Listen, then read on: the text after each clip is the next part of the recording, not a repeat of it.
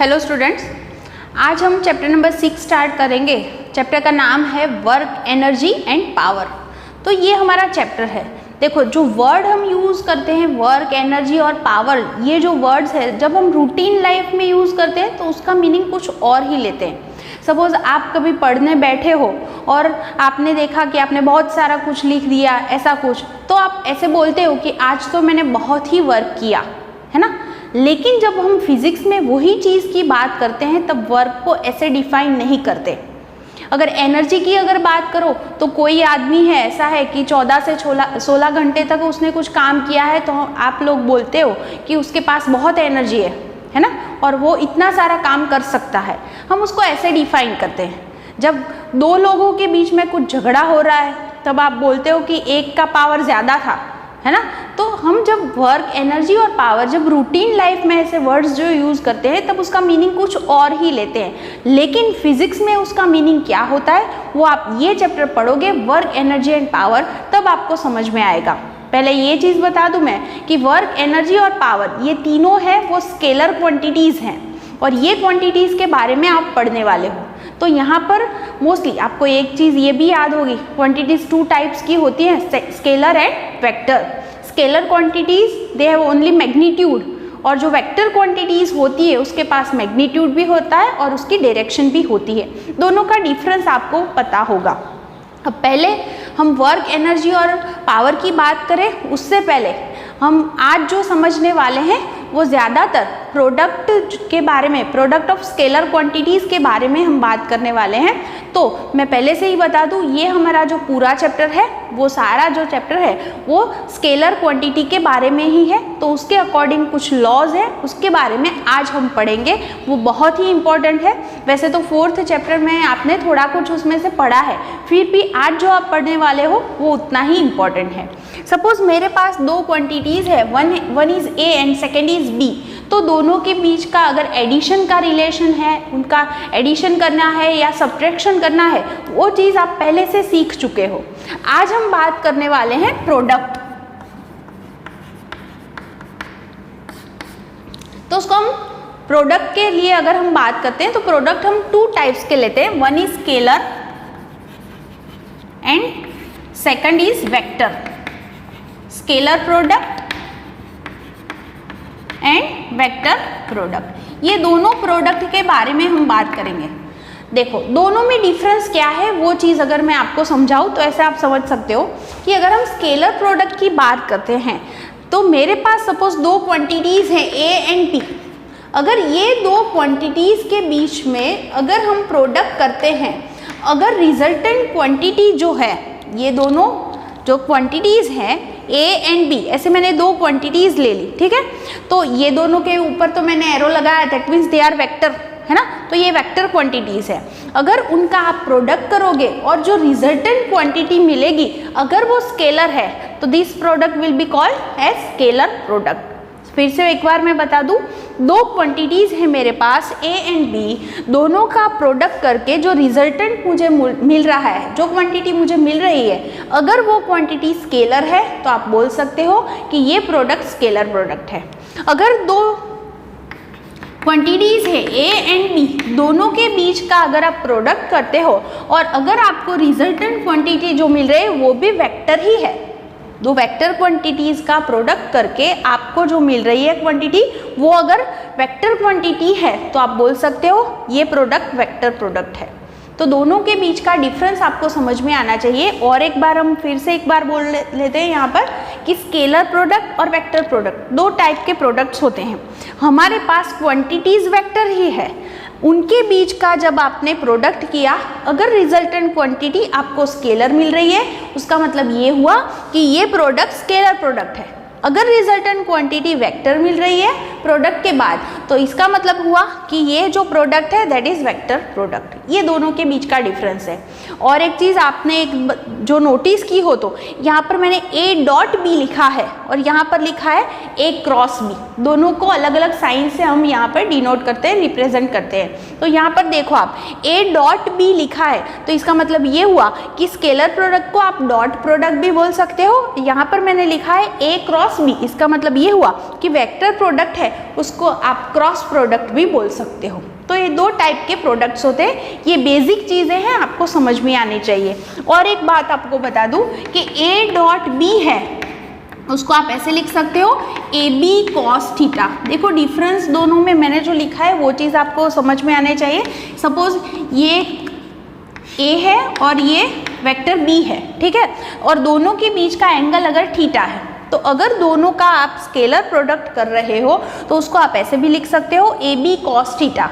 A and B are magnitude, A और B क्या है यहाँ पर मैग्नीट्यूड है A और B के, वेक्टर A एंड B के ये मैग्नीट्यूड है, और theta is angle between them. अगर मैं A क्रॉस B की बात करती हूँ तो उसमें क्या फ़र्क आएगा, उसको आप लिख सकते हो AB साइन थीटा।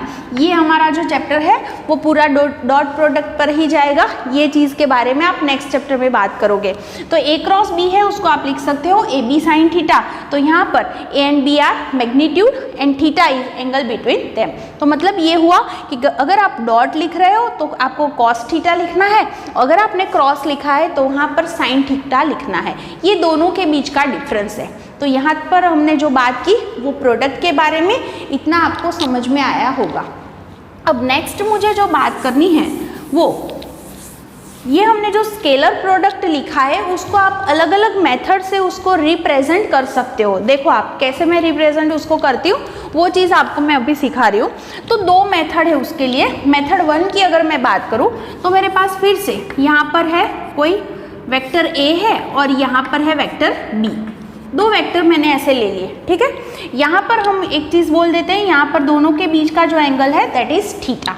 तो अगर हम ऐसे करें कि यहाँ से उसका जो B का जो हेड है उस पर से यहाँ पर A पर अगर मैं परपेंडिकुलर ड्रॉ कर रही हूँ, सपोज उसका नाम मैंने लिख दिया, यहाँ पर O लिखा है, यहाँ पर मैंने N लिख दिया। तो यहाँ पर मैंने क्या किया है, B के हेड से यहाँ पर क्या ड्रॉ किया है, परपेंडिकुलर, ठीक है।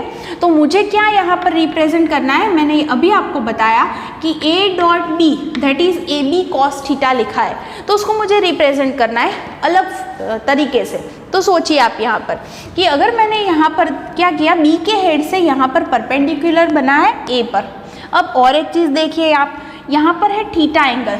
आपको पता होगा कि कोई भी ऐसी जो वेक्टर होता है उसके ऑलवेज दो परपेंडिकुलर कंपोनेंट हमें मिलते हैं। सपोज ये है A, तो उसके दो परपेंडिकुलर कंपोनेंट कैसे हम बनाते हैं, अगर ये एंगल थीटा है तो इसका मतलब ये हुआ ये कंपोनेंट होगा A cos थीटा और ये कंपोनेंट होगा A sin थीटा।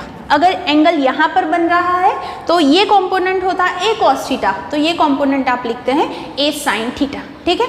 तो यहाँ पर मैंने क्या किया है, देखो आप, तो यहाँ पर मैंने लिखा है ये है एंगल थीटा, तो B यहाँ पर थीटा एंगल बना रहा है, उसका मतलब ये हुआ कि ये जो होगा उसका component that will B B cos theta, क्योंकि इसके साथ एंगल बन रहा है इसलिए ये कंपोनेंट होगा B cos थीटा, और ये वाला जो कंपोनेंट होगा वो होगा B sin थीटा, लेकिन उसकी अभी ज़रूरत नहीं है इसलिए मैंने नहीं लिखा। तो यहाँ पर देखो आप जो है आपने जो लिखा था AB cos थीटा, तो आप उसको ऐसे लिख सकते हो A into B cos theta, और यहाँ पर आप फिगर देख के बता सकते हो B cos theta that is ON, ठीक है। एंड ON क्या है, ON का मतलब ये हुआ कि ये क्या है, component of vector B on direction of A, ठीक है। A की डायरेक्शन में B का जो कंपोनेंट है उसको ही हमने यहाँ पर लिखा है। इसका मतलब ये हुआ कि A डॉट B जो होता है उसको आप ऐसे भी रिप्रेजेंट कर सकते हो, उसका मतलब ये होता है, ये आप बोल सकते हो। अब ऐसे ही अगर हम सेकेंड मेथड की बात करते हैं तो उसके लिए अगर मैंने ऐसे ले लिया, चलो यहाँ पर ड्रॉ कर देते हैं। सपोज मैंने फिर से वेक्टर A लिया और यहाँ पर है वेक्टर B। आप ऐसे भी कर सकते हो कि A के हेड से यहाँ पर आप जो है वो परपेंडिकुलर ड्रॉ करोगे, ठीक है, उसको मैंने लिख दिया फिर से ON, और ये वाला एंगल दैट इज थीटा। तो आप यहाँ से बोल सकते हो कि यहाँ पर वेक्टर A है तो A का यहाँ पर जो कंपोनेंट मिलेगा, यहाँ पर थीटा एंगल मिल रहा है, दैट मीन्स ये कंपोनेंट होगा A cos थीटा। तो जब हम लिखते हैं AB cos थीटा तो उसका मतलब ये हुआ B into A cos theta भी आप उसको लिख सकते हो, है ना। तो यहाँ पर आप उसको लिख सकते हो B इंटू ON। इसका मतलब ये हुआ कि अगर हमने दो क्वांटिटीज़ के बीच में डॉट प्रोडक्ट किया है, उसका मतलब ये हुआ कि यहाँ पर क्या होगा, आपका आंसर कैसे मिलता है, तो एक क्वांटिटी का मैग्नीट्यूड होता है और सेकेंड क्वांटिटी जो होती है उसका हमने क्या लिया है, उसका कंपोनेंट लिया है इन डायरेक्शन ऑफ फर्स्ट क्वांटिटी। देखो आप यहाँ दोनों का डिफरेंस आपको समझ में आना चाहिए। यहाँ पर सेम ही चीज़ें हैं, यहाँ a इंटू ओ एन हुआ, यहाँ b इंटू ओ एन हुआ। तो मीनिंग ये हुआ कि आपने एक क्वांटिटी का मैग्नीट्यूड लिया है, सपोज यहाँ पर a क्वांटिटी है तो उसका मैग्नीट्यूड हो गया और ओ एन क्या हो गया, मतलब कि b cos थीटा क्या होगा, तो एक ही डायरेक्शन में b का कंपोनेंट है। तो ऐसे ही हमने अगर यहाँ पर लिखा है तो उसमें क्या किया, अगर b का मैग्नीट्यूड लिया है हमने तो फिर यहाँ पर क्या लेना पड़ेगा, b की डायरेक्शन में a का कंपोनेंट।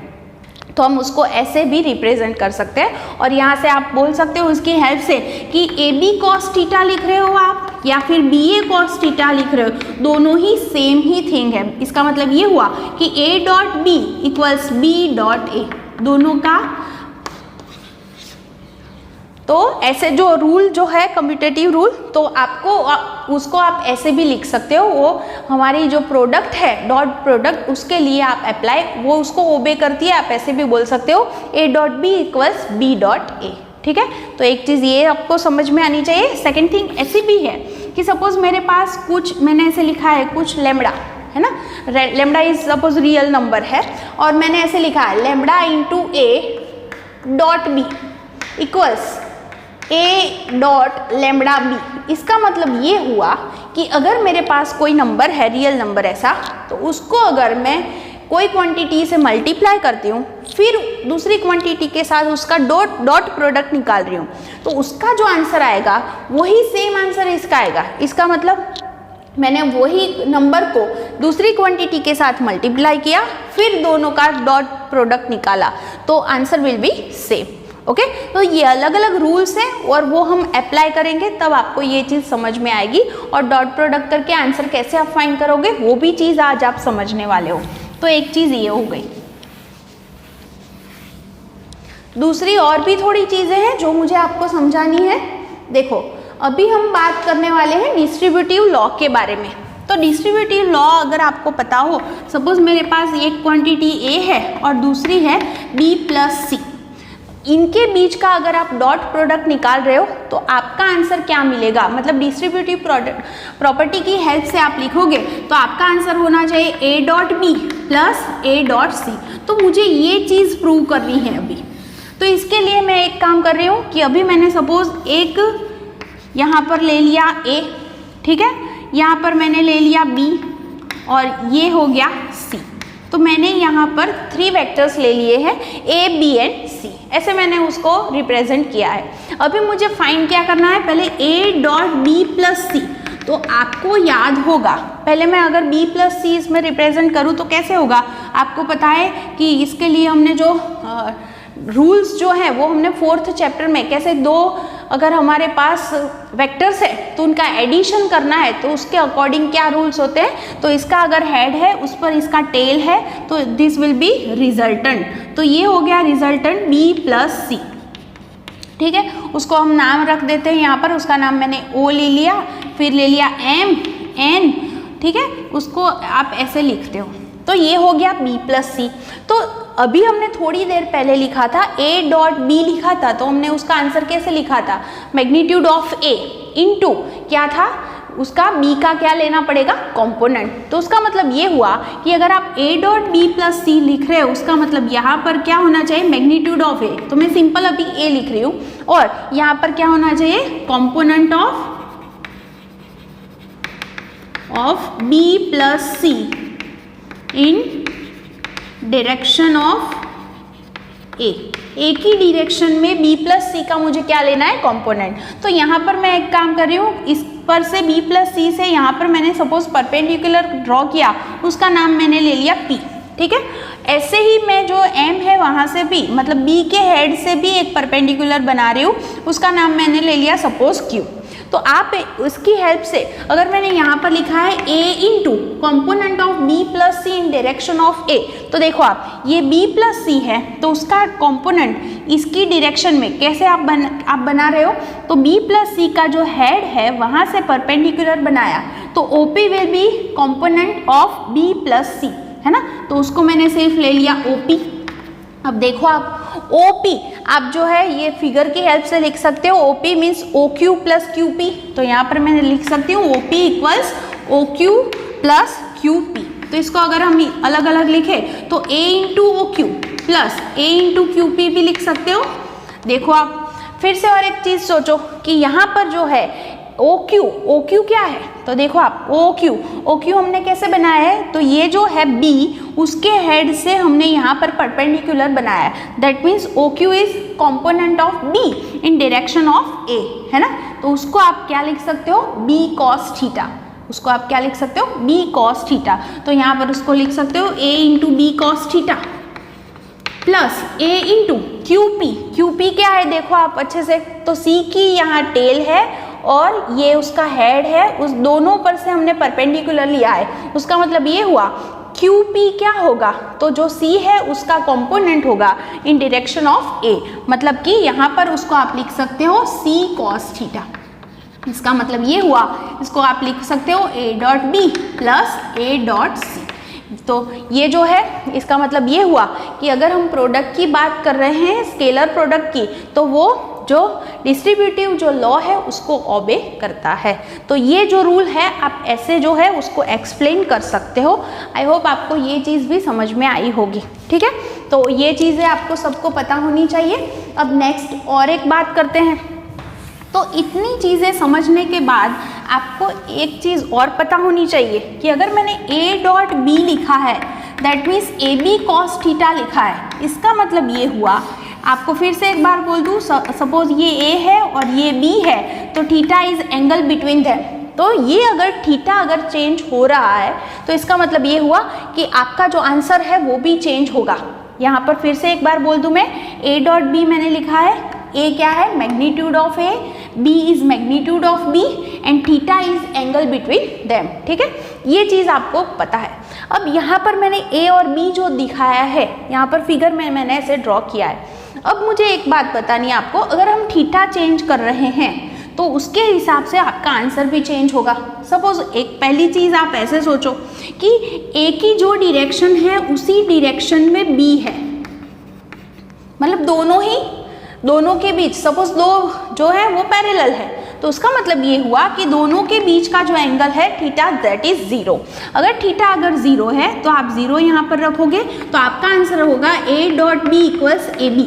मतलब कि सिंपली आप दोनों का मैग्नीट्यूड है उनको मल्टीप्लाई कर दोगे तो आपको ये आंसर डायरेक्टली मिल सकता है, लेकिन शर्त क्या है, दोनों के बीच का एंगल क्या होना चाहिए, 0। सेकेंड थिंग, अगर मेरे पास एक A है और दूसरा B ऐसे रखा है, मतलब दोनों के बीच में कितना एंगल बन रहा है, दैट इज 90। तो थीटा इक्वल्स 90। तो अगर आप A डॉट B लिखोगे that means AB cos theta and theta is 90 और आप सबको पता है cos 90 इज 0।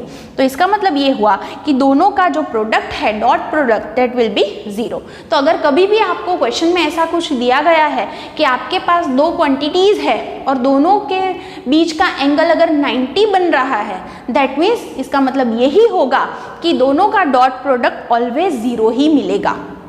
अगर आप ऐसा कर रहे हो, सपोज मेरे पास एक क्वांटिटी A है और दूसरी क्वांटिटी भी A है, ठीक है, तो दोनों के बीच का अगर आप डॉट प्रोडक्ट निकाल रहे हो तो आपका आंसर क्या होगा, यहाँ पर अगर A डॉट B होता तो मैं क्या लिख रही थी, AB cos थीटा। तो यहाँ पर मुझे क्या लिखना है, A into A cos theta.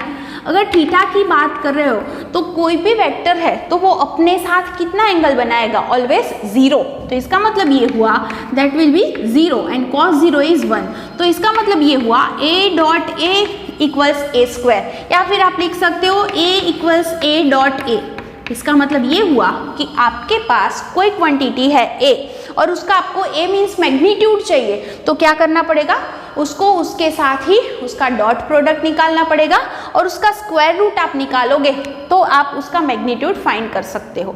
तो अभी मैं थोड़ी देर में ये चीज़ भी आपको सिखा दूंगी कि कैसे उसको आप डॉट प्रोडक्ट निकाल सकते हो। तो इतने जो रूल्स हैं वो आपको समझ में आने चाहिए कि अगर दो क्वांटिटीज़ है, दोनों के बीच का एंगल अगर 0 है तो डॉट प्रोडक्ट क्या होगा, सिर्फ दोनों के मैग्नीट्यूड को मल्टीप्लाई करोगे उतना ही आपको आंसर मिलेगा।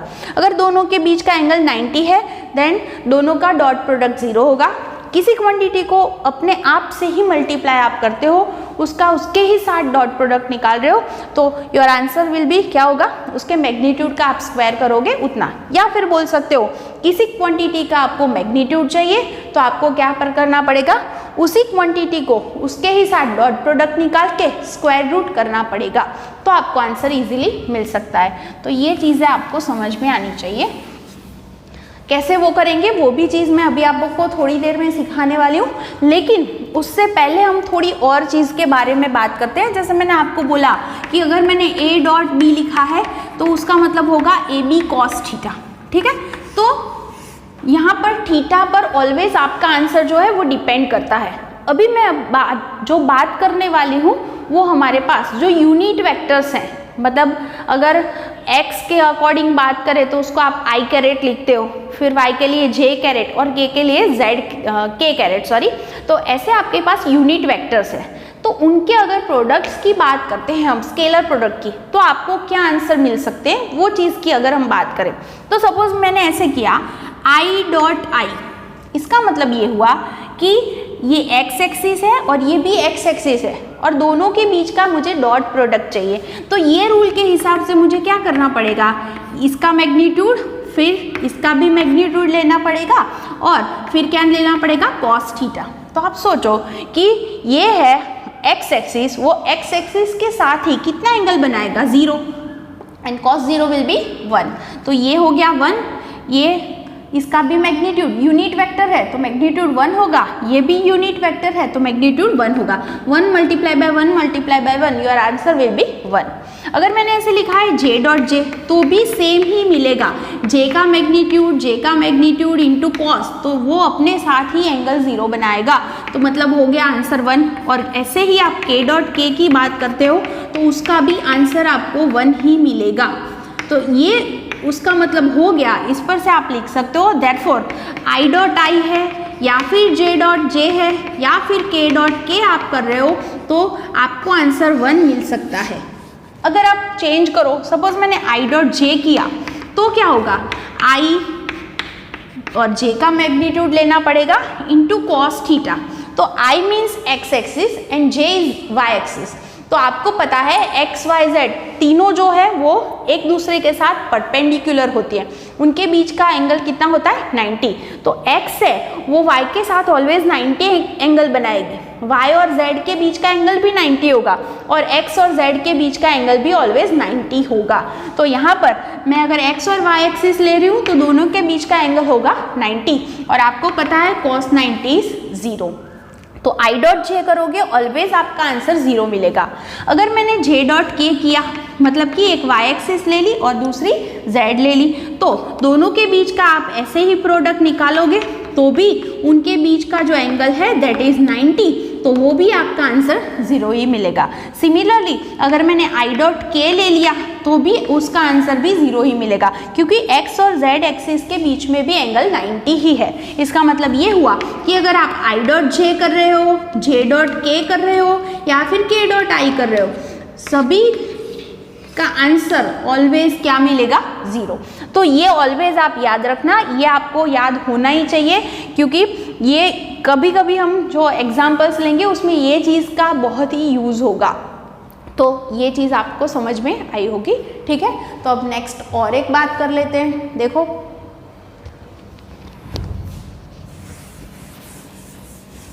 अभी मैंने आपको बोला a डॉट b आपको करना है, तो आप कैसे करोगे। सपोज मुझे ऐसे लिख के दिया है कि a equals 2i caret plus 3j caret और b equals 3i plus 4j, ऐसा कुछ लिख के मुझे दिया है और a डॉट b मुझे फाइंड करना है, तो आप कैसे करोगे, ये चीज़ आपको अभी सीखनी है।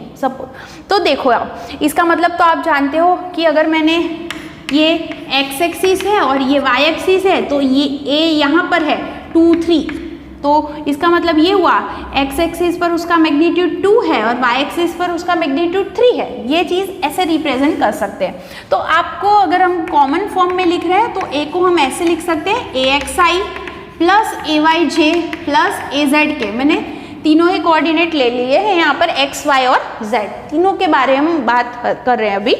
b के लिए अगर हम लिखते हैं तो आप लिख सकते हो bxi plus byj plus bzk। अब मुझे क्या करना है, a डॉट b करना है। a डॉट b का मतलब ये होता है, a dot means axi plus ayj plus azk है, उसका डॉट प्रोडक्ट निकालना है किसके साथ, b के साथ। b क्या है, that is bxi plus byj plus bzk।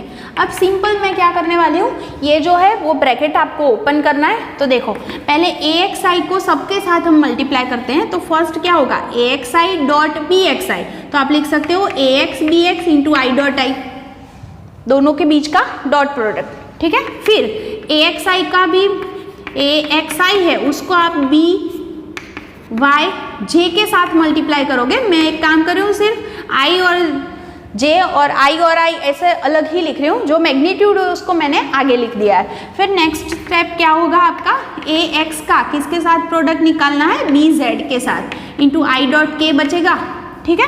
Next step क्या होगा, ayj और bxi का मल्टीप्लीकेशन करोगे तो ay bx into j dot I, फिर ay का by के साथ तो ay by into j dot j। Next step is ay का bz के साथ मल्टीप्लीकेशन करो तो ay bz into J dot के। नेक्स्ट स्टेप क्या होगा आपका, अब क्या करना है मुझे, az का मल्टीप्लीकेशन करना है तो az bx इंटू के डॉट आई। नेक्स्ट स्टेप होगा az by इंटू के डॉट जे, और लास्ट स्टेप होगा az bz इंटू के डॉट के। अभी आप थोड़ी देर पहले मैंने जो सिखाया था वो चीज़ याद करो कि आई डॉट आई है तो उसका आंसर 1 होगा, जे डॉट जे है तो उसका आंसर 1 होगा और के डॉट के का आंसर 1 होगा। बाकी सारी कंडीशन में आई डॉट जे करो, जे डॉट के करो, बाकी सारी कंडीशन में उसका आंसर क्या होगा, 0, है ना, क्योंकि वो परपेंडिकुलर है इसलिए। तो बाकी आंसर 0 हो गए। इसका मतलब ये हुआ कि आपका आंसर सिर्फ क्या बचा, तो ax bx plus ay by plus az bz, this will be your answer. तो अभी मैंने जैसे लिखा था कि अगर a है 2i प्लस 3j और b है 3i प्लस 4j, तो इसका मतलब ये हुआ, इसका मतलब है ax, ये हो गया ay, ये हो गया bx और ये हो गया by। तो अगर आप a डॉट b करोगे तो आपका आंसर क्या होगा, तो देखो दोनों के x कंपोनेंट का मल्टीप्लिकेशन करना है, तो 2 multiply by 3 that will B 6, फिर प्लस लिखना है, फिर दोनों के y का मतलब 3 multiply by 4 that will B 12, your answer will be 18। तो आप ऐसे उसका डॉट प्रोडक्ट जो है वो फाइंड कर सकते हो। उस पर से ही अगर मैं बोल दूँ, सपोज मैंने a डॉट a किया, a डॉट a, तो आपका आंसर क्या होता, अभी मैंने थोड़ी देर पहले जो बताया था, a डॉट a है मतलब b की जगह पर भी मुझे a ही लिखना है, तो इसका मतलब क्या हुआ, az इंटू az, इसका मतलब हुआ ax square plus ay square plus az square, है ना। तो इसका मतलब ये हुआ a dot a, that means अगर आप उसका स्क्वायर रूट निकालोगे तो a का मैग्नीट्यूड मिलेगा, दैट मीन्स a का मैग्नीट्यूड क्या होगा, ax square plus ay square plus az square.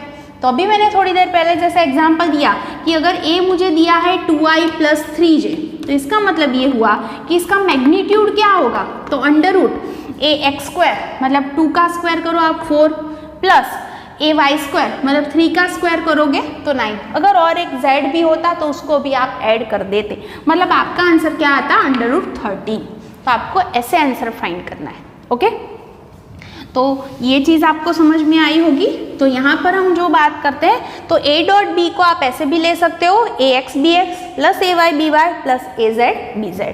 तो उसकी हेल्प लेके आप बहुत सारे आंसर फाइंड कर सकते हो। कैसे फाइंड करोगे, देखो आप सपोज मैंने ऐसे लिखा है a डॉट b इक्वल्स, आपको पता है ab cos थीटा, ठीक है।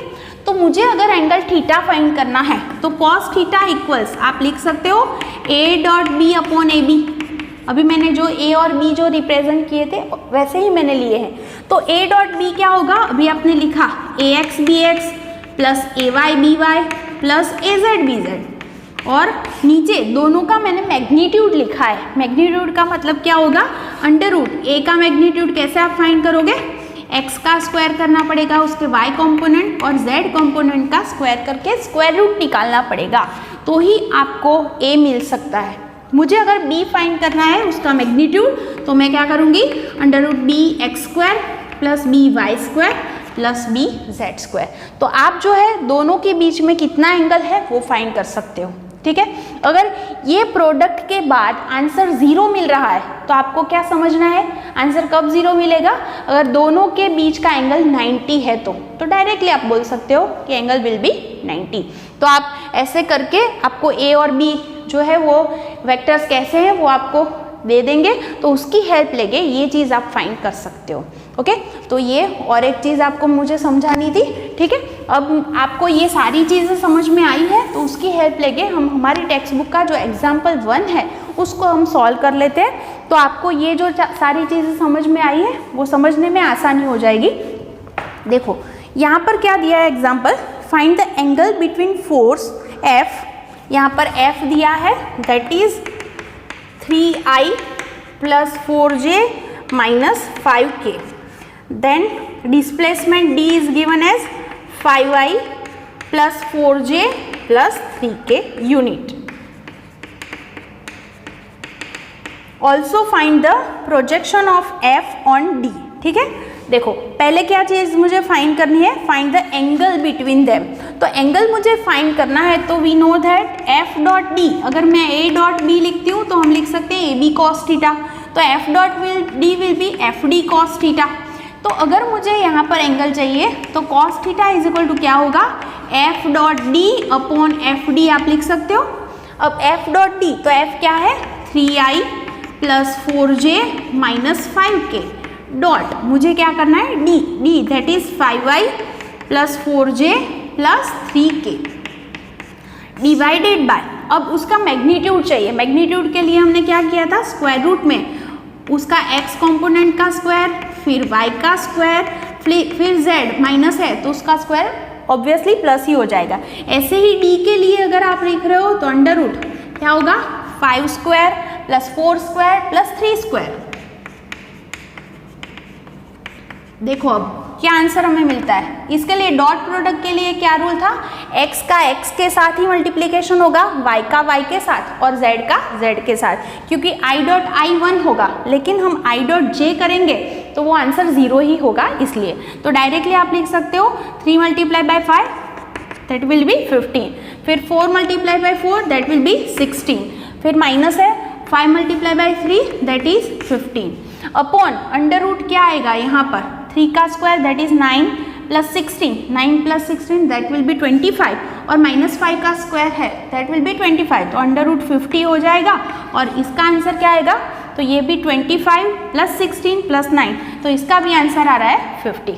ओके, तो हमारा आंसर क्या हो गया, ऊपर हो गया 16 और under root 50 into under root 50 that will be 50। तो ये आप आंसर फाइंड करो, शायद 0.32 ही मिलेगा। चेक कर लेते हैं यहाँ पर। तो देखो इस यहाँ पर हमारी जो टेक्स्ट बुक है उसमें उसने क्या किया है, सब अलग अलग फाइंड करके फिर उसमें रखा है, लेकिन आप डायरेक्टली भी ऐसे रख सकते हो उसको। देखो फिर क्या करना है यहाँ पर, find the projection of F on D। देखो यहाँ पर F है ऐसे आप लिखो और ये D है और दोनों के बीच का अगर एंगल थीटा है तो इसका प्रोजेक्शन आप कैसे निकालते हो, तो यहाँ पर परपेंडिकुलर ड्रॉ करके, तो उसका प्रोजेक्शन क्या होगा, ये होगा that will B F cos theta. तो आप लिख सकते हो यहाँ पर कि projection of F will be F cos theta. तो आपको यहाँ पर जो क्वेश्चन जो दिया है उसमें सिर्फ इतना ही करना है। ओके, तो ये हो गया आपका आंसर। तो हम एग्जाम्पल 1 है उसको आप ऐसे भी सॉल्व कर सकते हो। ओके, तो यहाँ तक आप जितना भी करवाया अच्छे से प्रैक्टिस करना और सारे रूल्स जो हैं बहुत ही इंपॉर्टेंट है, तो उसको याद भी कर लेना।